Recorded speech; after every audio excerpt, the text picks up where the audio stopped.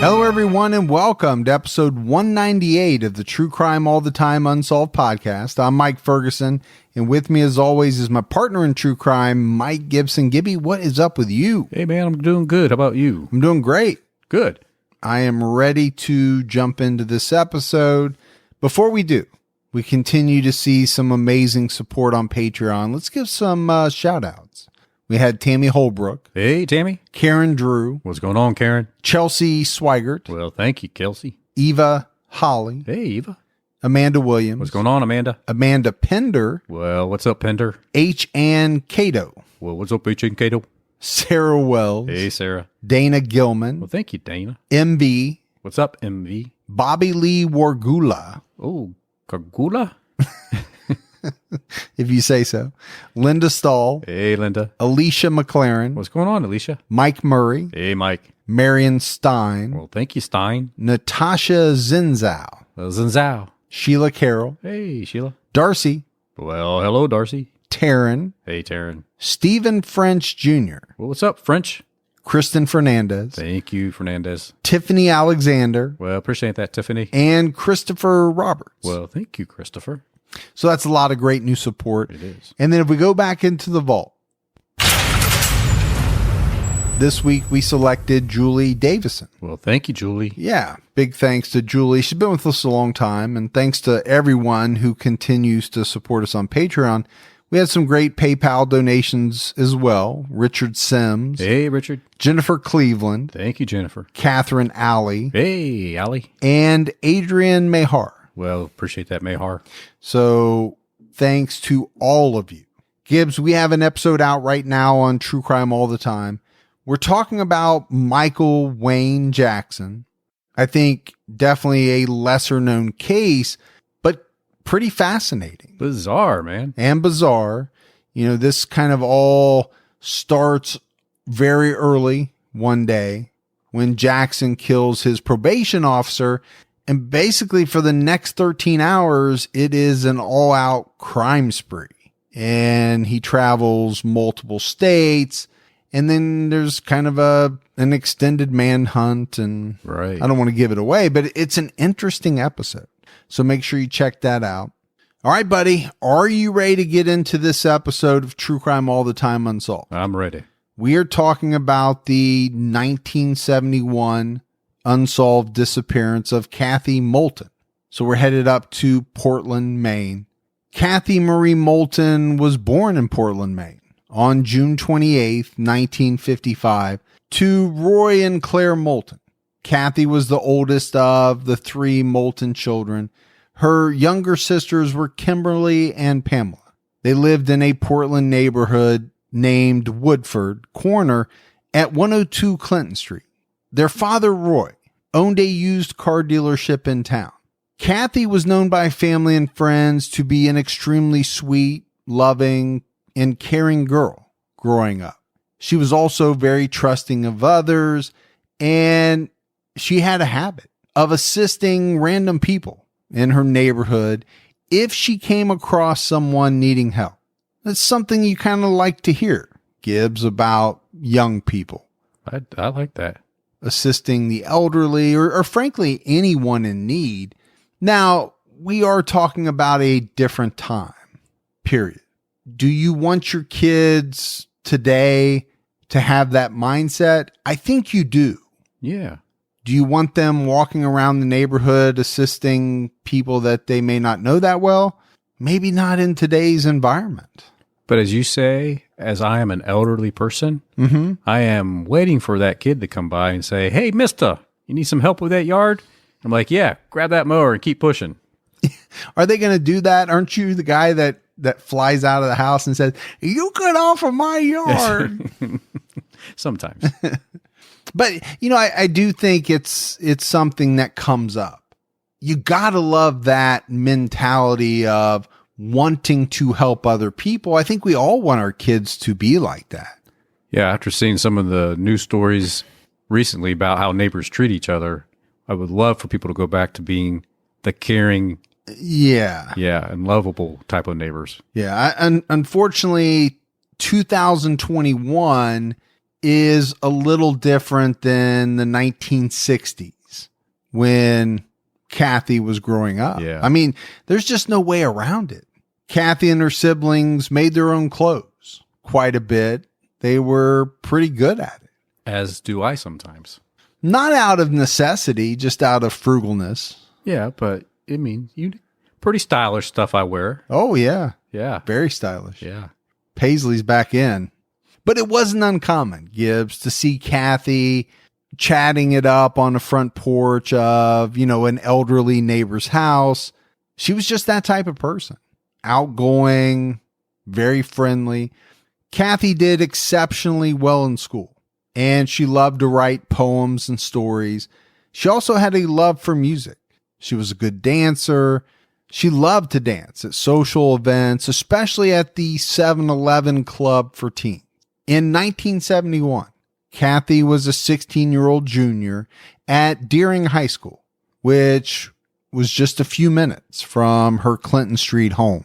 It seems like a pretty young age to be a junior. I think I was 19 when I was a junior. Or was it 20? Something like that. Okay. I know you're kidding, but you're not. You're laughing about it, but you're hiding the pain underneath that laugh. Hurts.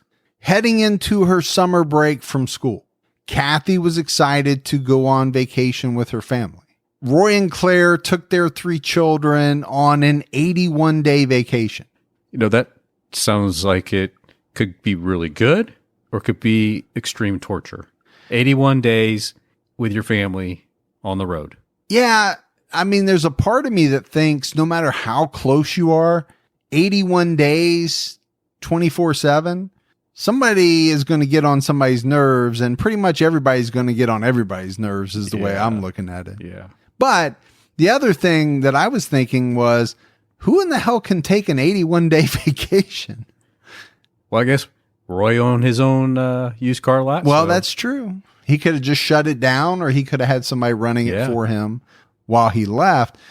Most of us cannot take an 81-day vacation. It may be more so easier back then than today. Yeah, I would say so. Also, 81 days seem to be an odd number. Yeah. Not 90. No. 81. Not 80. It's that OCD, and you're like, no, it should have been an even number. It started on June 18th with the family driving from Maine across the United States. I mean, this was kind of a Lampoon's vacation type trip. Yeah. I mean, it actually sounds kind of fun, too, to be able to stop off at all the cool places and, take pictures. Which they did. And they eventually drove into Mexico and then returned home on a different route. And they cruised in style, too. They were driving a brand new Cadillac. That's the way to do it. Well, yeah, if you're going to be on the road for that long, you might as well drive in style. Now, you're also putting a boatload of miles on a brand new Cadillac. Yeah. But hey, when you own a used car lot, there's some things you can do with that odometer. While they were in Mexico, Cathy's family celebrated her birthday, and they bought her a leather handbag that she really loved. The family returned home on Monday, September 6th, Labor Day. Cathy told her friends, Nancy Barlow and Carol Starbird, how much she loved the trip, how much fun she had, and she told them about everything she had seen along the way. I don't know, Gibbs, sounds to me like they saw just about everything you can see. And I'm thinking about all the good food spots that they probably ate at. The world's biggest ball of yarn. I mean, you name it, they probably saw it. On Friday, September 24th, 1971, Cathy wanted to go to a local dance at the YMCA. She had been making herself a new pantsuit that day to wear to the dance. Cathy needed a new pair of tights to wear under the pantsuit, so she asked her mother, Claire, for the money and a ride into town to buy a pair. Claire was happy to give her the money for the tights and told her that her father would drive her into town. She asked Cathy, while she was in town, to buy 2 tubes of toothpaste and bring them home before she went to the dance. With a family of 5, you probably need at least 2 tubes of toothpaste. At least. Now, let's not forget there's 3 girls, too. So I have 2 girls and I know how much stuff we go through, from toothpaste to shampoo. I don't know where the shampoo goes. Half the time, I think there's somebody just standing in the shower, one of the girls, literally just squeezing it down the drain. Yeah. That's how fast it goes. I know they have a lot of hair. I know they take a lot of showers, but damn, man, the money that we spend on grooming products could fuel a small nation. Now you know where they say that old saying, what, money down the drain? Yeah, that's there it. You go. Yeah. They're literally pouring my money down the drain. But I remember watching the kids when they were younger, they would squeeze that tube and they put like half the tube of toothpaste on their little toothbrush. You're like, no. You just need a little bit. Well, to be honest with you, sometimes I squeeze out a little too much. Yeah. Half of it goes into the sink. So I got to put more on my toothbrush because I'm not going to scoop it out of the sink. I'm just not into that. I used to hate when I would put it on my toothbrush and then I go to wet it and it slide right off. I'm like, really? Cathy's father, Roy, dropped her off in the center of town on Cumberland Avenue in front of the New England Telephone and Telegraph Office at 1:15 p.m. Cathy reportedly purchased the toothpaste that her mother wanted. She then proceeded to the Starbird music store to meet her friend Carol Starbird, whose parents own the store.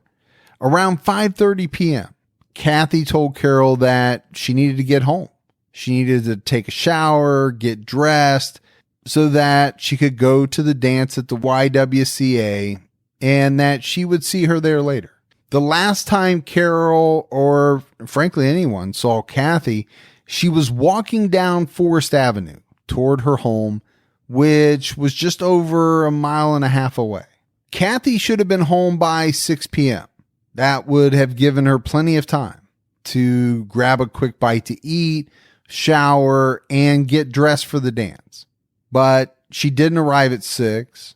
She wasn't home by 6:30. Or 7 p.m. And because of that, her mom got very anxious. And we've talked about it before, Gibbs. I mean, as a parent, your child. You might have a child who doesn't really think about time in that way. So, for them to be 15 minutes late, 30 minutes, maybe even an hour late is somewhat normal. Yeah.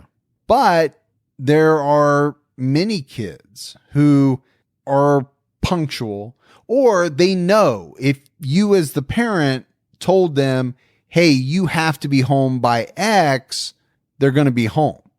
Now, I think to add on to that, she has somewhere that she wants to go. And in order to be able to go, there are certain things that she has to get done at home, and those take a certain amount of time. So, adding that in as well, you can see why her mom would be anxious, concerned. So Cathy's dad, Roy, drove to town looking for her. He returned and told Claire that she was nowhere to be found. Claire called the police to report Cathy missing.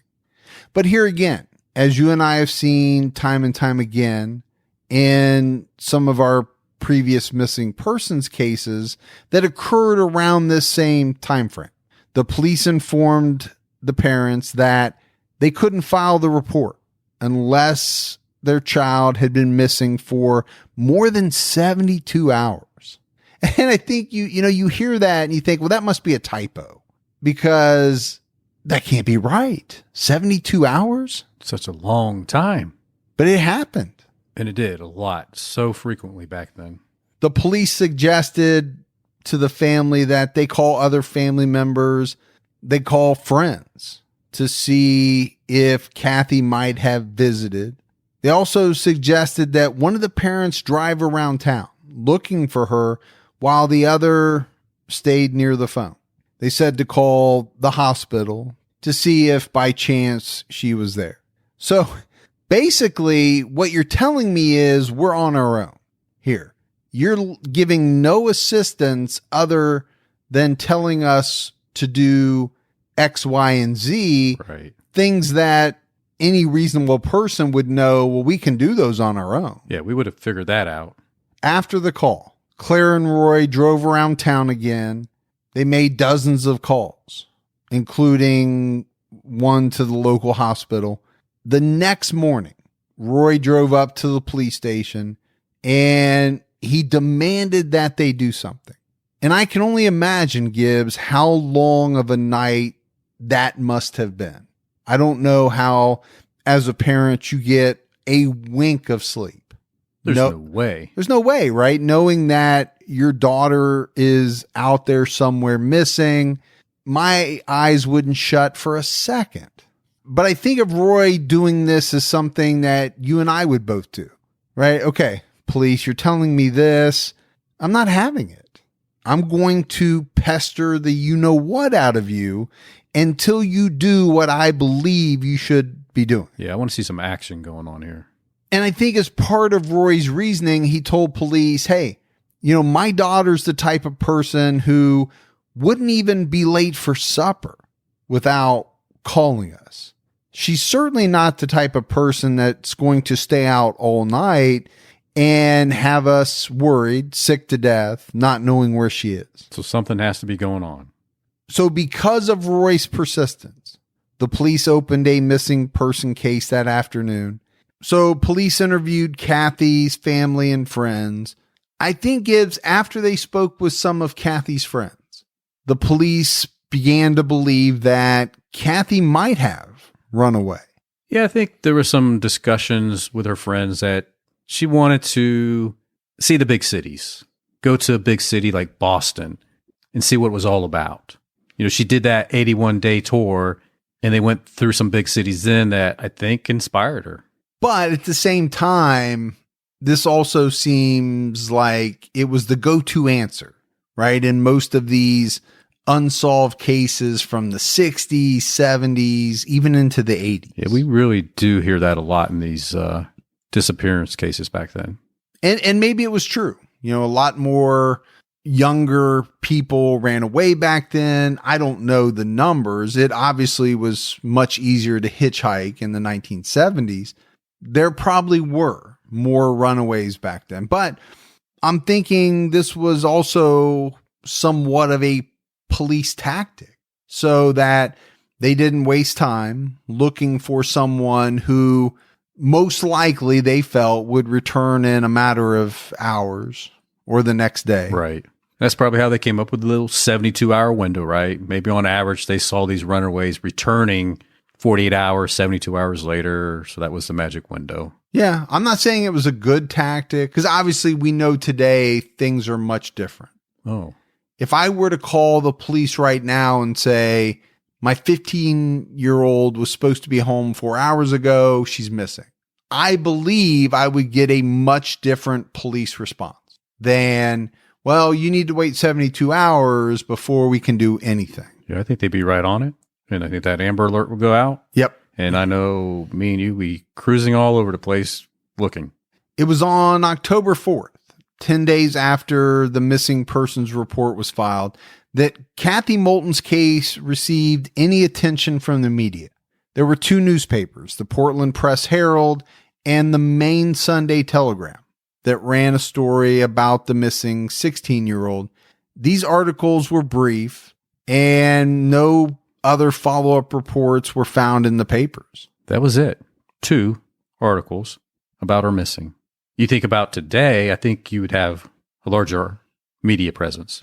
Well, number one, you have a lot more media today. And number two, I just think there is a much greater emphasis placed on, these types of cases. It's not taken for granted that kids have just run away. Right. There's a lot more skepticism. There's a lot more, thinking that some possible foul play was involved. But I mean, bottom line, I do agree with you. I think there would be much greater media coverage today. Cathy's family and friends had to be upset about the lack of urgency and caring that they had to have sensed on the part of the authority. Well, with the lack of urgency with the authorities and the fact that it took 10 days before anything ran in the local papers, and that's something you want out right away, not 10 days later. The sooner, the better. And we kind of mentioned it already, but Roy and Claire took a lot of the initial searching into their own hands. They were kind of forced to at first, right, by police because they said they weren't going to do anything. But even after police got involved, they did what they could in town to get the word out. They even went to the FBI headquarters in Portland, and they requested a meeting with the FBI director for the Portland location. The director told the Moultons that it did not appear that Cathy had been abducted and that she may have run away and most likely would return. Not something you want to hear from the FBI. Not if deep down in your heart, you know that's not the case, or you believe that's not the case. You would love to have someone in law enforcement kind of see it the way that you do. Yeah. And really, to this point, they're not. Whether it's the local police, now the FBI, really everybody's kind of on this runaway theory. No one's really getting into your camp about her being abducted. The FBI director offered them some advice to help locate Cathy. He did agree to take a picture of Cathy that they had brought in with them and said that they would run the image during the TV show The FBI, which was a popular show in the early 1970s. Now that's big. And you and I have touched on that a number of times. In the early 1970s, there wasn't a lot of avenues. No. Like there would be later with Unsolved Mysteries and America's Most Wanted. You didn't have a lot of that in the early 70s at all. And, you know, this show, The FBI, it may have been one of the only avenues where you could get that type of information out to a large audience. And you have to assume that it had to be a pretty large audience because you only had 3 networks. You didn't have all these cable channels that people could be surfing through. So you had a pretty focused audience. Her parents also gave a description of Cathy and what she was wearing that day. They said she was 5'4". She weighed 98 pounds. She was Caucasian with long brown straight hair and blue eyes. Cathy wore braces and occasionally her dark frame glasses with thick lenses. She had on a navy blue pant dress and wore brown leather shoes. She was also wearing a navy blue all-weather coat. Cathy had scars on both of her feet that resulted from the removal of warts. She also had a very distinctive white mark on her left elbow and several flat moles across her back. You know, when we talk about things like that, I wonder if someone had to like give that description of me, you know, who in the world would know what scars and what distinctive things I have on my body? Anybody that has been to one of your Magic Mike shows, I guess. Well, that's true. Yeah. Yeah. I feel much better now. Now, not me. No. If they asked me, one of your good friends, I'd have no idea because I haven't seen, nor do I want to see some of the body parts where, you know, some of these things might be located. Unfortunately for me, I can give a full description of you. I know. So that's the problem with this one. Now, much of the following information comes from a book called Cathy Moulton, Missing, Endangered by Kevin Cady and Bill Meltzer. The authors and formal investigators obtained copies of the police reports from 1971 and the years that followed. The police had a couple of witnesses who saw Cathy Moulton get into a blue car with 2 males on Friday, September 24th, shortly after 5:30 p.m. One of these males was said to have been between the ages of 18 and 25 years old. The vehicle turned out to be a stolen 1963 blue Cadillac, driven by teenager Lester Everett. Another witness came forward and told police that she saw Cathy later Friday night with 2 males in the town of Presque Isle, Maine, at a gas station. The witness said she noticed one of the males escort Cathy to the restroom by her wrist, and then he waited by the door until she came back out and walked her back to the car in the same fashion. They also learned that the other male was a guy by the name of Ronald Reed Perley. The police had witnesses who reported seeing the three of them in several other towns as well. So we've got a lot of witness sightings here. Yeah. And a lot of them are lining up with each other. Now, most of these other witnesses saw the three in and around Aroostook County, Maine. This county is about 300 miles from Cathy's hometown of Portland. And Gibbs, I found some interesting information about this county. It's said to be farther north than where about half of all Canadians live. Really? Yeah. It's something that you don't really think about, but Maine stretches so far north, and this is at the almost at the very tip of Maine, that half the population of Canada lives south of this point in Maine. It's almost mind-boggling. It really is. That's a true fact. It's that high up. Mm-hmm. Well, I think it also gives you some insight about the population concentration in Canada. Oh, sure. Yeah. The county also has a high school near the Canadian border, which has been ranked the second best high school in the United States. That says something. Yeah. I should have went there. I'm surprised you didn't. They try to recruit me. So just some fun facts about this county in Maine. According to Katie and Meltzer, after the time of the sightings, Ronald Reed Perley parted ways and caught a ride to his family's farm in nearby Canada. A witness claimed she had talked to Cathy Moulton just a few days after her alleged disappearance in the town of Mars Hill in Aroostook County. She told investigators that she met Cathy and her male friend Lester while working the potato fields at the McBride's farm. The witness said Cathy didn't appear to trust Lester and was overheard telling him that she wanted to go home to Portland. The witness said Lester told her to shut up and just work. So obviously from the account of this eyewitness, Lester wasn't being a real nice guy. No. To Cathy. If all of this is true. And if you think about the eyewitness that saw Cathy at the gas station, it sounded like whoever walked her to and back from the restroom wanted to make sure she really couldn't get out of their grasp. Yeah, it didn't seem as though it was a situation that Cathy wanted to be in, right? If you're having to lead or, push or pull somebody by grabbing them by their wrist, it doesn't seem like a friendly way to do it, right? We're not out on a stroll. It's almost as if I'm telling you, I'm forcing you to do something. Yeah.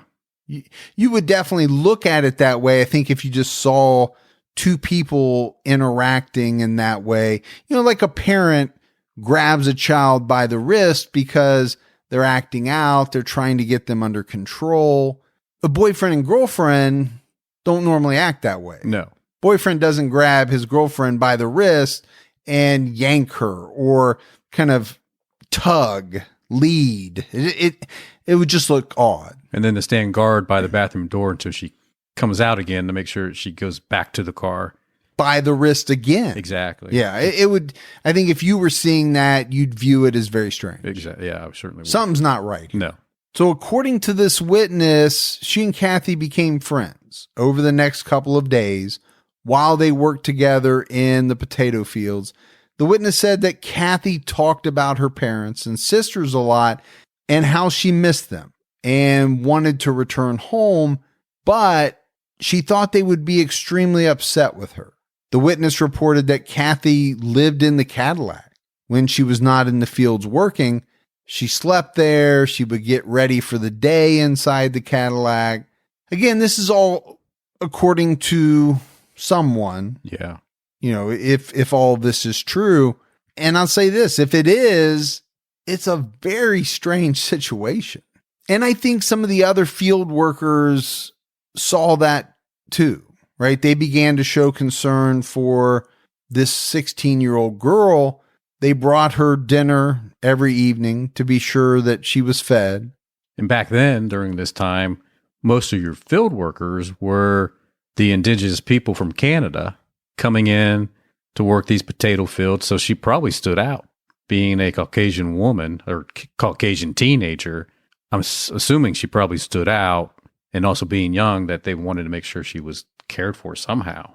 As the days continued, apparently Cathy continued to ask Lester to take her home to Portland. She was overheard several times a day in the fields asking him. The witness said Lester grew impatient and he started to get frustrated with Cathy. And it was on September 29th, 1971, that the witness said Lester and Cathy drove off the farm after telling the other workers they were just going to take an evening cruise. According to Katie and Meltzer, Lester decided to take the 50-mile drive towards Canada to see his buddy Ronald Reed Perley. He knew how to get across the border by taking an unmapped road to avoid Canadian customs. Once he got across the border, Lester drove to the nearby Maliseet First Nation reservation at Tobique Point. This was where Ronald Perley's family lived. Lester and Cathy visited Ronald around 10 p.m. for about an hour, and then Lester asked Ronald to let Cathy stay with him because he said she was becoming a handful for him on the road. Well, I think he was getting tired of her nagging him out in the fields when they were working, and from what the witness said, it sounded like she just wanted to go home. Well, and it also sounds like he didn't want to take her home. Now, you could ask the question, if he was tired of her. Yeah. If he was tired of the nagging, why not just take her home? Why drive to Canada and drop her off at his friend Ronald's house? Or why not drive her to the nearest bus station or to the nearest town where she could pick up the phone and call her parents, or walk into the authorities and say, hey, this is my name. This is where I live. I'm 16. Can you help me get back home? Yeah. I mean, there's a lot of why didn't this happen? Right. If the situation was that he was so tired of her, he was done. Yeah. The authors make the claim that Lester made the short drive back to the McBride's farm late that night. Some of the potato pickers asked him what happened to Cathy. They said Lester told them he dropped her off at another farming camp and he was glad to be rid of that nagging bitch. His words, not mine. Pretty stern. Or the author's words, not mine. Yeah. Yeah. I mean, pretty brutal, really. And apparently he never mentioned her name again while working at the farm. And he would get very upset when anyone else did. And you can make something out of that. Was it because he really didn't drop her off at a neighboring farm, and maybe he didn't take her to Canada? Maybe he took her somewhere else and something occurred there. Yeah, just some of the many questions that, are going to be asked in this case. I get it. You're tired of somebody. You want to kind of part ways with them. But why would you get upset if somebody else decides that they want to talk about that person? Yeah. There's some level of guilt. Or deeper, something deeper, right? According to the Resource Center for Cold Case Missing Children's Cases site, investigators initially theorized that Lester killed Cathy and left her body in the woods that night while driving around. But after interviewing a few of Ronald Reed Perley's relatives, they confirmed seeing Cathy on the reservation. They said that she appeared to be injured. So I think after that, investigators shifted their theory to thinking that something might have occurred to her on the reservation. The problem they ran into was that the Perley family and relatives stopped talking to them and refused to answer any further questions that investigators had. And I think a lot of times, Gibbs, that doesn't make you look great. Doesn't help the situation. So investigators began to theorize that Ronald could have killed Cathy on the reservation in the second or third week of November of 1971. And I think they based the timing on the fact that, it was really around those weeks when they couldn't find anyone who recalled seeing Cathy around the reservation during that time frame. So that makes sense. It does, but you could look at it as, okay, maybe she left on her own. Maybe she left with someone else. This site also reported that someone said in 1973, Lester was troubled to hear that Cathy never returned to her Portland home. So he and his friend John Aceto drove up to Ronald Perley's home, but Lester and John were chased off the property and the reservation by Ronald's family and told never to return. But I think a little bit more than that. I think they were told, hey, if you come back, we'll kill you. That's a strong message to send. Yeah, I don't know how you get much stronger than we'll kill you. Now, again, this is all according to this site, drawn from information that somebody has given them. Right. Lester reportedly later moved to Florida, got married, and had a son named David Everett in 1974. According to his wife and son, they never spoke about Cathy Moulton. There was one report that said Lester's son David was arrested for murder in the state of Florida, but really couldn't find anything else on it. There are some conflicting reports about Lester, though, and especially about his death. One report said Lester died in Florida in 1988. There was another report saying that he died in Maine in 1991. What we can say is he's dead now. Yeah, that part I believe is true. Yeah. But there's a lot of conflicting information about when and where he died. It was also reported that Cathy's dad said during an interview on Blog Talk Radio that Lester had the old Cadillac up on blocks behind his home in Florida. It was rusted out, but to his knowledge, investigators never touched it. Ronald Reed Perley was arrested in 1978 as the suspect for the murder of a young woman in Cambridge, Massachusetts that occurred on February 27th, 1978. She had been stabbed several times, but Ronald was eventually released and not charged. In November 1983, a hunter found some skeletal remains deep in the woods in Smyrna, Maine, in Aroostook County, where some have theorized Lester might have taken Cathy the night they went out for the drive. The hunter said he found female clothing next to the bones. He also said that he believed it was a female because there was a bra lying over the rib cage bones. Pretty telling. Yeah, unless somebody was trying to throw somebody off the trail, but I don't know why you would do that. I think any skilled examiner who would take a look at those bones would be able to tell pretty easily whether it's a male or a female. Yeah. The hunter said there was no skull. He also told authorities there was an old stove and some maple syrup barrels nearby. The problem was when he brought the police to the woods to show them what he had found, he had trouble retracing his steps. There had been some pretty big storms, and this was a large area. So, large area coupled with heavy snow. He was never able to find his way back to where he said he discovered these bones. But it's interesting to think about when Lester left that night to take a cruise with Cathy, that this could have been one of the places he pulled into. It was nearby the potato farm where they were working. It's in the same county. Now, that's if you believe that he didn't go to Canada. Sure. And left her with Ronald. Yeah. I don't know what I believe. But you don't have no remains. You have the hunter saying he saw them. And that's the problem, right? Those could have been the remains of Cathy. Yeah. But without getting them to a medical examiner, and the fact that there was no skull would make it tougher. Sure. Much tougher, I would think. But having nothing makes it impossible.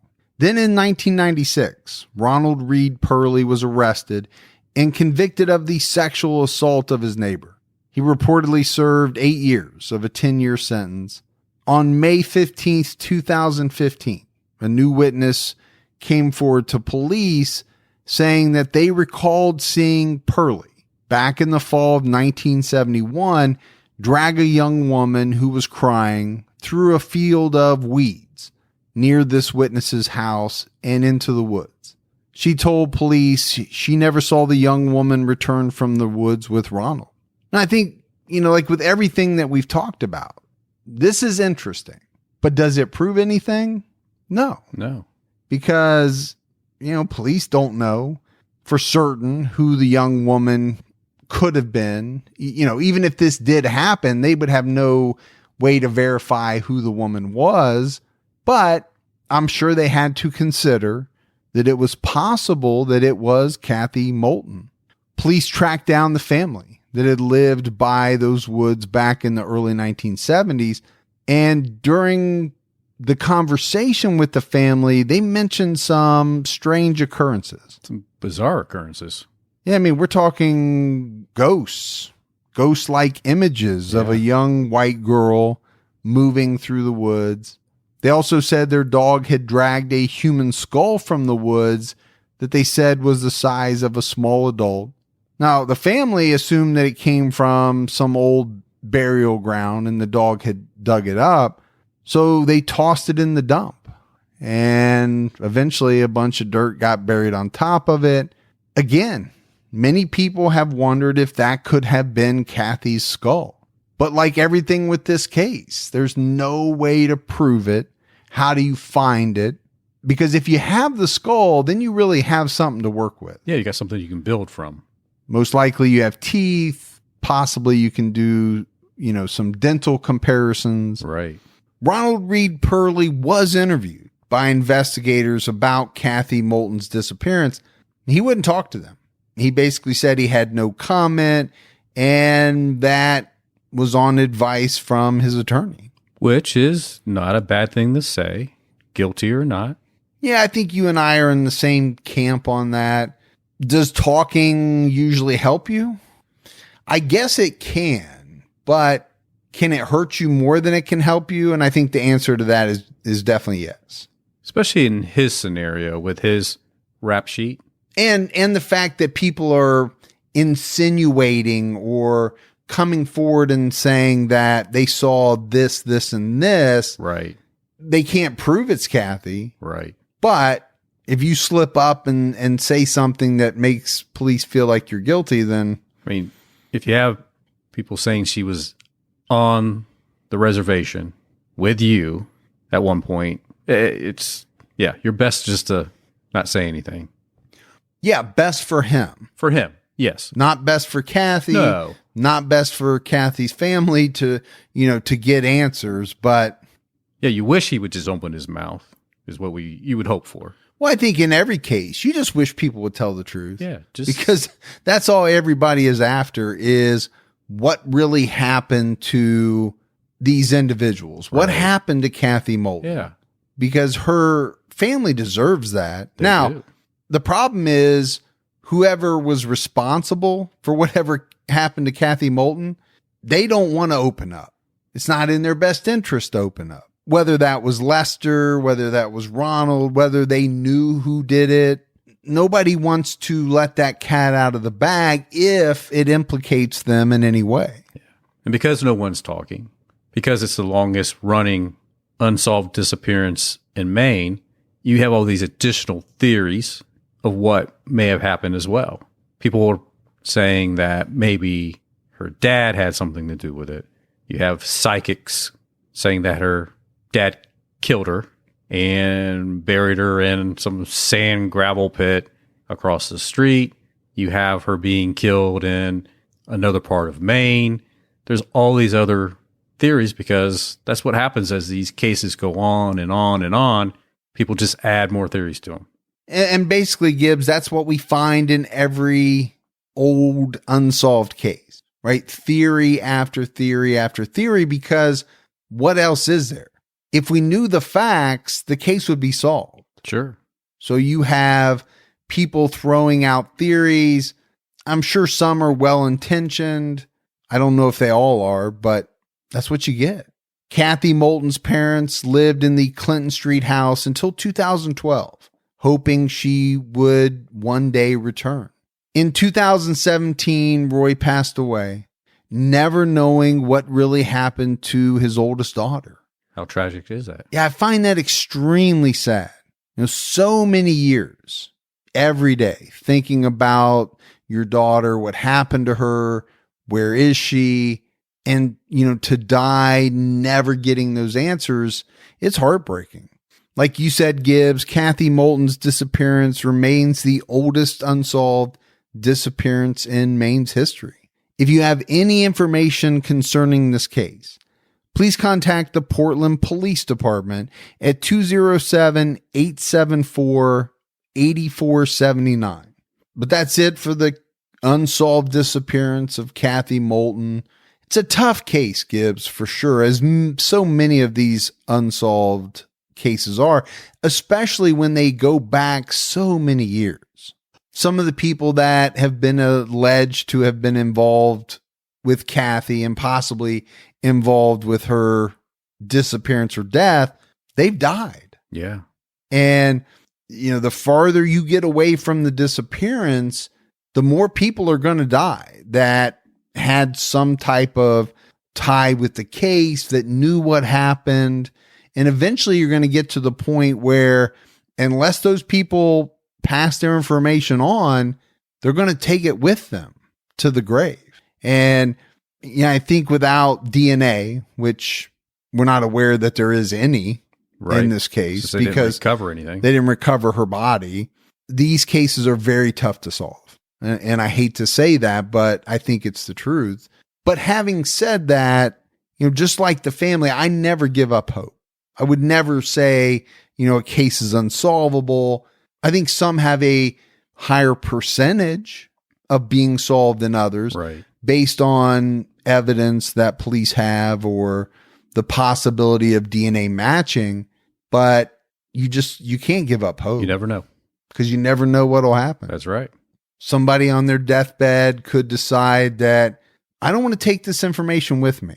I did something horrible, or I have the information that someone I knew did something horrible, and I don't want to leave this life without giving the family the information that they need. Yeah. It could happen. It very well could happen.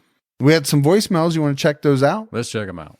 Hey, Mike and Gibby. My name's Corey. First time I've called you guys. I live in Victoria, BC, and I just finished your Lindsay Boozy episode. And it's a weird coincidence at the same time that your episode aired, that the Victoria Police Department and Sanderson Police Department came out and said that they have new genealogical testing techniques, I guess, and have new leads in the case, which I thought was kind of cool, since you guys just did the episode. Anyways, stay safe. Keep you guys own time ticking. Thanks. Bye.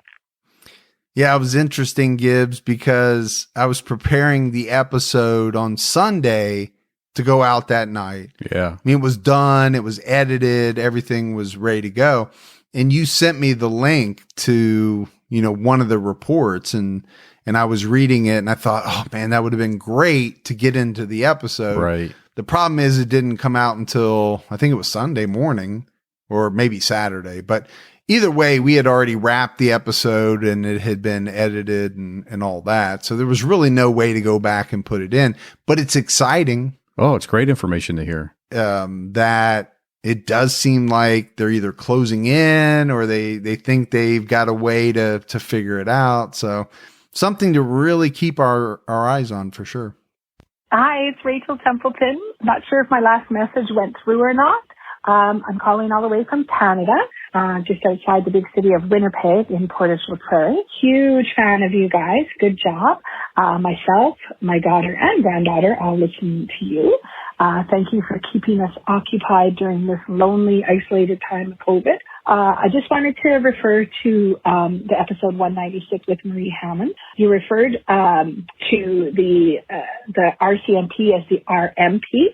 I just wanted to make a respectful correction. It's RCMP, which is the Royal Canadian Mounted Police.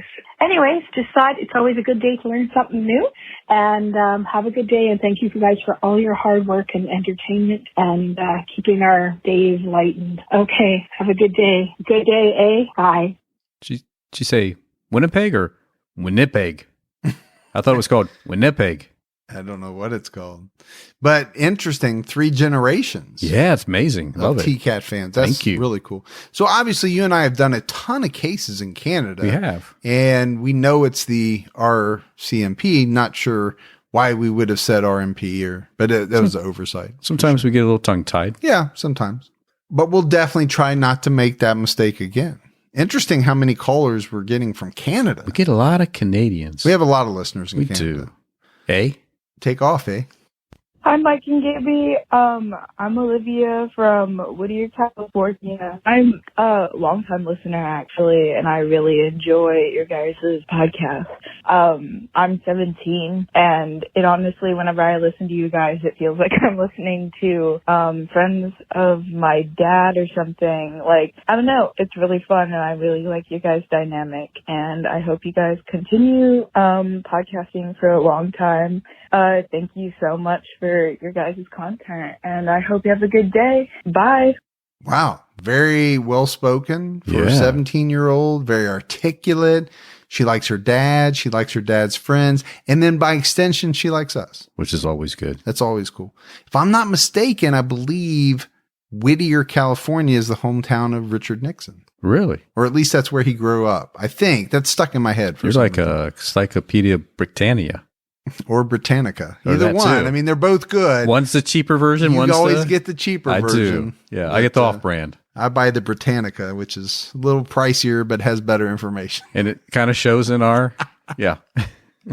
All right, everyone. That is it for another episode of True Crime All the Time Unsolved. So for Mike and Gibby, stay safe and keep your own time ticking.